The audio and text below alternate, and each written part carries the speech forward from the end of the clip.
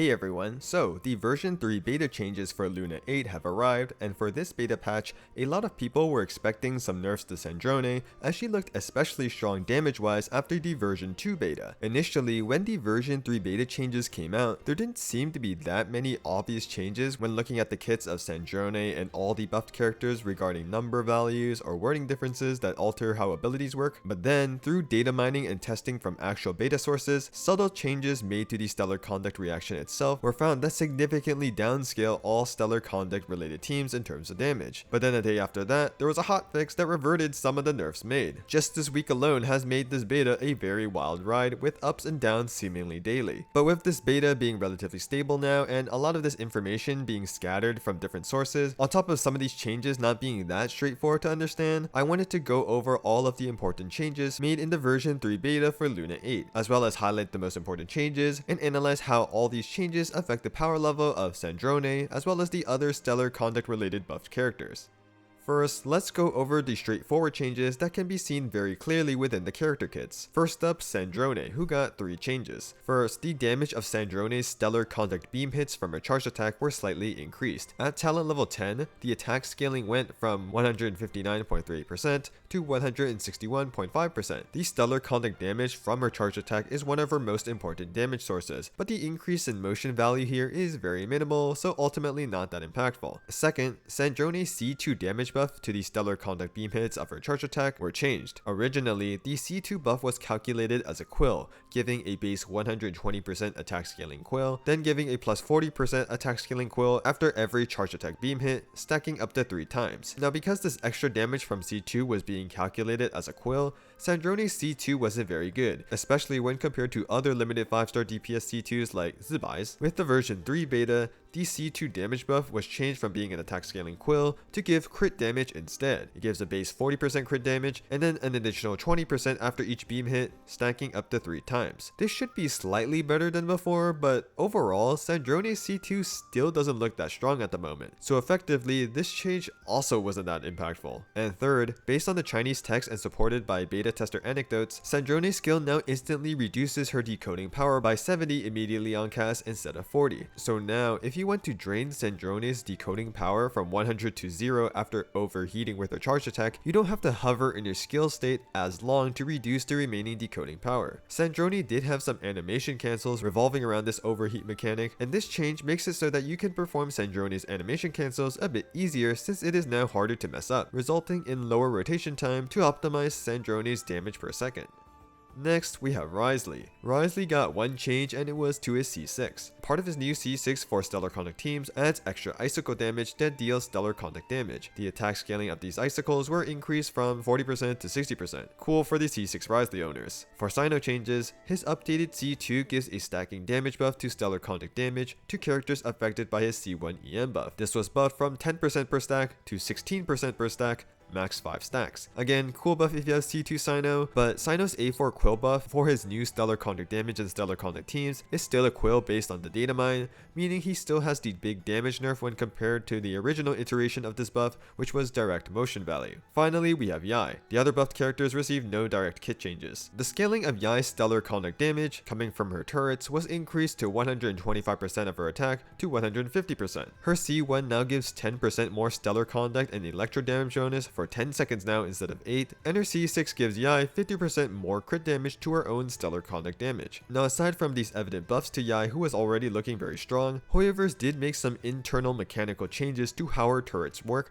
regarding her new stellar conduct hits. Now for those of you not completely in the loop of Yae's main buff, the 3 turrets that she usually spawns will now periodically deal additional direct stellar conduct damage in stellar conduct teams. This will happen after the party triggers the stellar conduct reaction. Now at the start of the version 3 beta, it was observed that the turret behavior was changed, resulting in less stellar conduct turret hits from Yae, and resulting in a pretty substantial nerf. I was going to write out a whole explanation on how this works so that it's easy to understand, but then, 2 days later there was a hotfix that reverted this supposed nerf and made Yae function much better in practice. So basically, at the current moment, assuming Yae is the only electric character, she has 3 turrets active, and you have a consistent cryo aura on the enemy, the first turret hit will apply electro and trigger stellar conduct. This activates her new passive, making her second turret deal additional stellar conduct damage, and then the third hit is just regular electro damage. Then it just repeats this pattern. Thus, every wave of her 3 turret hits will have an additional stellar conduct hit. If Yae does 18 total hits in a rotation, she'll do 6 additional instances of stellar conduct damage, assuming you have enough cryo, which should be the case in a proper stellar conduct team with someone like Sandrone. So now, Yae is pretty much back to version 2 of the beta regarding how much damage her turrets provide, but they just work more straightforward in practice, working exactly how her kit describes it without any buggy interactions timing wise. Add on the number increases she got in her kit, and in the end, Yae simply just got better. Now there is a chance that the original nerf is actually the intended one, as apparently the Chinese beta client still has Yae functioning with the nerf, where she only gets 4 stellar conduct hits instead of 6 in around an 18-second rotation. If this is true, then Yae would actually be just overall nerfed. The Chinese version could be the more updated one, but it could also be behind, and the overseas version with the hotfix is the more updated one, as we've recently seen the Chinese version being behind before with Prune's Hexfry buff. But at this point, this beta is so wild that either can be true, we just don't know for sure at the moment, and hopefully we'll get confirmation by version 4 of the beta.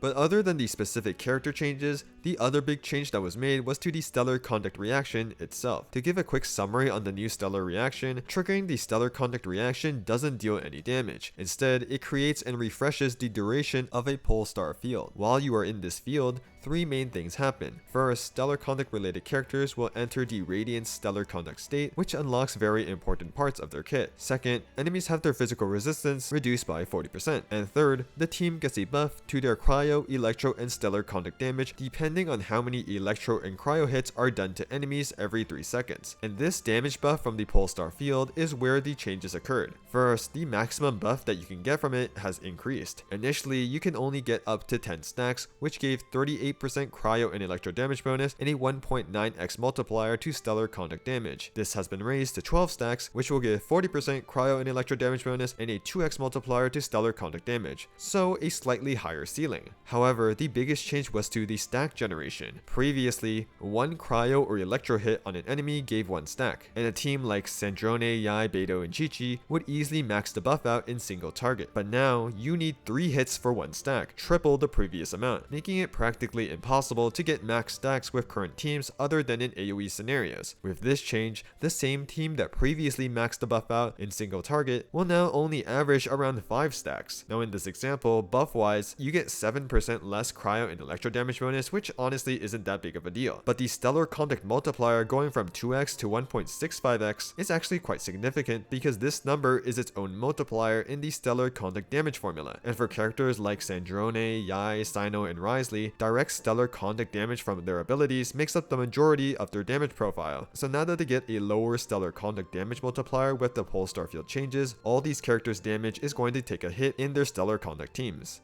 So of all these changes, the big question is, how have these changes altered the strength of the main affected characters? Both Cyno and Wriothesley are getting a slight damage nerf, mainly because of the stellar conduct reaction changes, but I think the best example to visualize this is to focus on Sandrone. With everything that has changed with the version 3 beta, the best Sandrone teams are now ranging from around 120 to 130k DPS based on early calcs using KQM standard, with the higher end of DPS generally having C6 Chi-Chi or incorporating some potential animation cancels. And this is with the Yae hotfix, where she has stellar conduct attacks with every turret wave. If she ends up actually doing fewer stellar conduct hits, you can probably subtract around 5k DPS from these ranges. In comparison, in the version 2 beta, the highest damage number that Sandrone teams were pushing with optimization, assuming KQM standard, was around 140k DPS. So definitely a decent nerf to her damage, but Sandrone is still looking pretty strong and is definitely much better compared to her initial version 1 beta state. On release, she'll definitely be a very strong DPS, assuming you have her best supports, and she will only get stronger as the inevitable new supports release in snezhnaya.